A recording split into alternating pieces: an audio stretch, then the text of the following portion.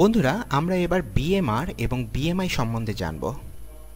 BMR বা basal metabolic rate পূর্ণ বিশ্রামরত অবস্থায় মানব শরীরে ব্যবহৃত শক্তির পরিমাণ নির্দেশ করে থাকে এবং বিএমআই বা বডি মাস ইন্ডেক্স মানবদেহের গড়ন ও চর্বির একটি সূচক নির্দেশ করে। অর্থাৎ সুস্থ জীবনযাপনে মানব শরীরের সুস্থতা রক্ষায় কোনো নির্দিষ্ট বয়সে শরীরের দৈর্ঘ্যের সাথে চর্বির পরিমাণগত সম্পর্ক মান নির্দেশ করে। শরীরের সুস্থতা ও স্থূলতার মান নির্ণয়ে এই মানদণ্ড দুটি খুবই উপযোগী। বিএমআর এর মান নির্ণয়। বিএমআর মান বের করা একটু কঠিন। এর সমীকরণ লিঙ্গ ও বয়সভেদে পার্থক্য আছে। বিএমআর সম্পর্কে ধারণা পেতে বহুল ব্যবহৃত হ্যারিস বেনেডিক্ট সূত্রটি ব্যবহার করা হয়। মেয়েদের বিএমআর নির্ণয় করার জন্য 655 যোগ 9.6 পূরণ মেয়েটির ওজন কেজিতে যোগ 1.8 ইন্টু মেয়েটির উচ্চতা সেন্টিমিটারে বিয়োগ 4.7 ইন্টু মেয়েটির বয়স বছরে।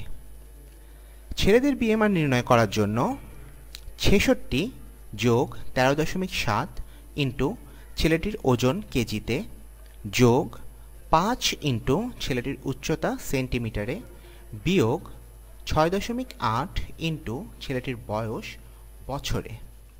ধরা যাক একজন মহিলার বয়স 33 বছর, তার উচ্চতা 165 সেন্টিমিটার এবং ওজন 94 কেজি। সুতরাং তার বিএমআর 655 যোগ 9.6 গুণ 94 যোগ 1.8 গুণ 165 বিয়োগ 4.7 গুণ 33। সেখান থেকে আমরা দেখতে পাই তার বিএমআর এর মান আসে 1699.3 ক্যালোরি। নিচের ছকটি ব্যবহার করে বিএমআর এর মান থেকে আমাদের দৈনিক ক্যালোরির চাহিদা বের করা যায়। যেমন শারীরিক অবস্থা, যদি সে পরিশ্রমী না হয় তবে তার ক্যালোরির মান হবে বিএমআর এ প্রাপ্ত মান পূরণ 1.2। যদি সে হালকা পরিশ্রমী, সপ্তাহে 2 থেকে 3 দিন খেলাধুলা করে থাকে তবে তার বিএমআর এর মানের সাথে 1.375 দিয়ে গুণ করতে হবে। যদি সে পরিশ্রমী, সপ্তাহে 2 থেকে 3 দিন প্রচুর খেলাধুলা করে থাকে তবে তার বিএমআর এর মানকে 1.55 দিয়ে গুণ করতে হবে। যদি সে পরিশ্রমী, সপ্তাহে প্রতিদিনই প্রচুর পরিমাণে খেলাধুলা করে তবে তার বিএমআর এর মানকে 1.725 দিয়ে গুণ করতে হবে।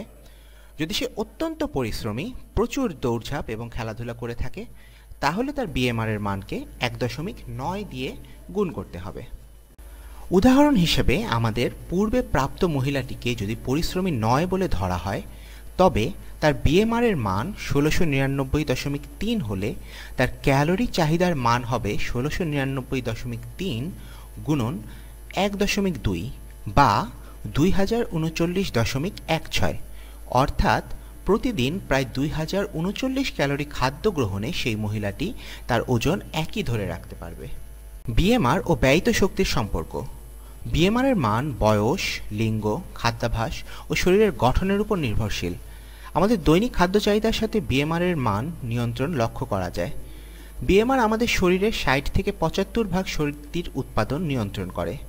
আমাদের শরীর খাদ্য গ্রহণের মাধ্যমে মাত্র 10 থেকে 20% এবং শারীরিক শ্রমের মাধ্যমে 20 থেকে 30% শক্তি পেয়ে থাকে।